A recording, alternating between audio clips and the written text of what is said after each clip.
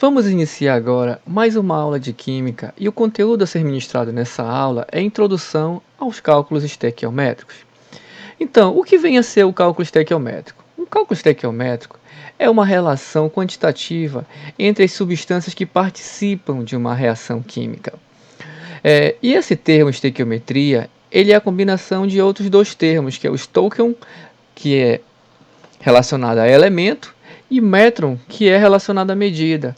Ou seja, a estequiometria é a medida de elementos, ou seja, as substâncias que participam de uma reação química. E para que possa haver uma melhor compreensão a respeito da importância da estequiometria, vamos agora trabalhar uma visão de como acontece a produção de vidro na indústria. A fabricação de vidro na indústria depende da matéria-prima, que é submetida a determinadas condições de temperatura. E para que haja a fabricação do vidro, 3 etapas são necessárias. A primeira etapa é uma etapa que faz a fusão da matéria-prima. A segunda etapa é a etapa que trabalha com a matéria-prima já fundida. E a terceira etapa trabalha com a fase de aquecimento. As substâncias necessárias para a produção do vidro são 3 principalmente, que é a barrilha, que é o carbonato de sódio, o carbonato de cálcio, que é o calcário, e a areia, que é o dióxido de silício. Essas 3 substâncias manipuladas irão formar a estrutura do vidro. Mas para isso, elas precisam ser reunidas no mesmo recipiente e trabalhadas de modo uniforme e serem enviadas para um alto forno que será misturado com pedaços de vidro. Esse alto forno vai levar a temperatura entre 1000 até 1500 graus Celsius, para fazer com que essa matéria-prima se converta na estrutura do vidro, representada por essa equação química aqui. Essa estrutura química. O vidro, já na forma líquida, ele será enviado por uma tubulação e essa tubulação já leva direto para os moldes. Os moldes é que irão gerar os objetos de vidro que se tem interesse. Tá? Só que esses objetos de vidro, ainda assim, precisam passar por outras 2 fases de aquecimento, que é a requeima, que serve para tirar as impurezas que ficaram na estrutura do vidro, e o reaquecimento, que serve para dar ao vidro a maior durabilidade e uma resistência melhor a ele. Tá? Então, esses vidros que são produzidos, eles dependem basicamente das 3 substâncias que compõem a matéria-prima, que é o carbonato de sódio, a barrilha, que serve para reduzir a temperatura de fusão da areia, o carbonato de cálcio, tá, que é o calcário, e mais o dióxido de silício, que é a areia. Essas 3 substâncias são primordiais e muito necessária para gerar a estrutura do vidro, aqui representada pela fórmula química, que é a combinação desses elementos que estão nessas substâncias. O metasilicato de sódio, metasilicato de cálcio e o dióxido de silício, que é formado e representam a estrutura do vidro, que é essa estrutura química aqui representada na ponta direita dessa apresentação. Além de formar o vidro, há também a formação de CO2, que é o dióxido de carbono. Só que para formar essas substâncias no produto, é necessário que essas substâncias aqui no reagente, que é a matéria-prima, elas estejam em quantidades estequiométricas, ou seja, medidas corretas para formar a estrutura e a quantidade exata de vidro que se tem interesse. Ou seja, aqui nós vamos exemplificar utilizando 106 gramas de carbonato de sódio. Essa massa é a massa molar, que é a massa de gramas por mol. Então aqui nós temos 106 gramas que vai reagir com 100 gramas de carbonato de cálcio mais 276 gramas de dióxido de silício. Somando essas quantidades de cada uma das substâncias, nós temos um total de 482 gramas de matéria-prima, que são os reagentes que serão necessários para gerar esses produtos, que é a estrutura do vidro. Então, o vidro, que é essa combinação de sais e óxido, contém a massa de 394 gramas mais 88 gramas do gás carbônico, que são os produtos formados. A soma dessas duas massas de produto dá 482 gramas, que é igual, exatamente igual ao valor utilizado nos reagentes. Ou seja, a estequiometria, ela se baseia na lei da conservação da massa, que será falado logo mais à frente.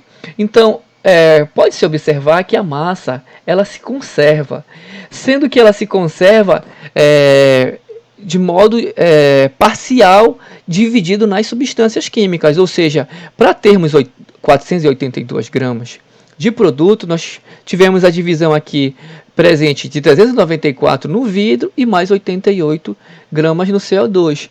E para formar essas quantidades, nós temos que ter quantidades corretas, tá, de cada um desses reagentes. Ou seja, a estequiometria, ela se preocupa em saber quanto de cada uma dessas substâncias nós necessitaremos utilizar para gerar essa quantidade correta de produto. É um cálculo que nós necessitamos e a indústria precisa fazer para que se possa ter a quantidade desejada de material a ser utilizado na produção de objetos.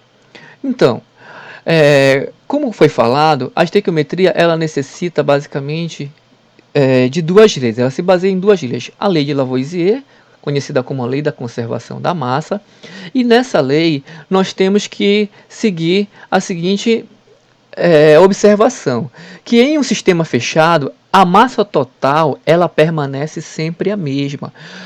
Quando nós analisamos a massa total, nós estamos falando da massa do reagente e relacionada à massa do produto. Aqui nós temos de massa de reagente 56 gramas de óxido de cálcio e 44 gramas de dióxido de carbono. Somando essas massas, nós temos um total de 100 gramas. E quando nós formos analisar a massa do carbonato de cálcio, ela também dá a quantidade de 100 gramas. Ou seja, podemos dizer que a massa nessa reação química permaneceu constante. Não houve alteração na massa. A massa não aumentou, a massa não reduziu. Ou seja, houve uma conservação da massa. E a partir dessa lei é que nós temos uma expressão muito conhecida, popular inclusive, que é que nada se cria, nada se perde, tudo se transforma. Nós tivemos aqui a transformação das substâncias químicas, dióxido de cálcio e dióxido de carbono em carbonato de cálcio, porém a massa equivalente a essas substâncias permaneceu a mesma.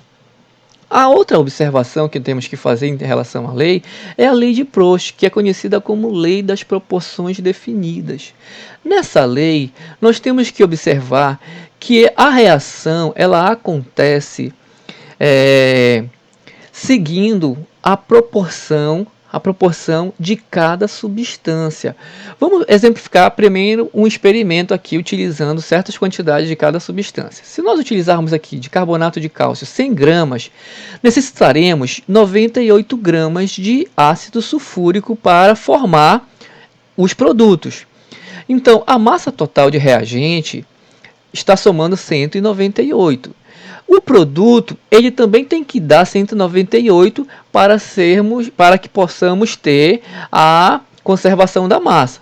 E esse 198 fica dividido entre as três substâncias, que será 136 gramas no sulfato de cálcio, 44 gramas no dióxido de carbono, mais 18 gramas na molécula de água.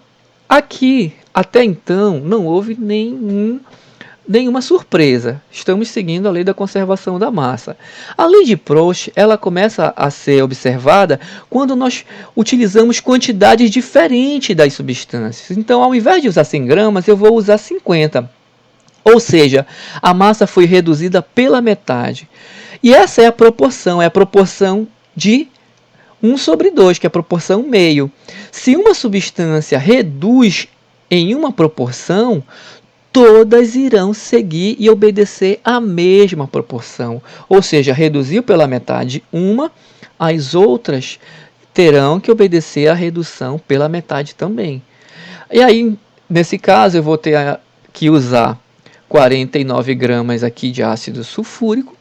Teremos que obter 68 gramas de sulfato de cálcio, 22 gramas de dióxido de carbono e 9 gramas de água. Ou seja, a lei das proporções definidas nos informa que ao alterar a quantidade de uma substância em uma determinada proporção, todas as outras deverão obedecer estequiometricamente à mesma proporção.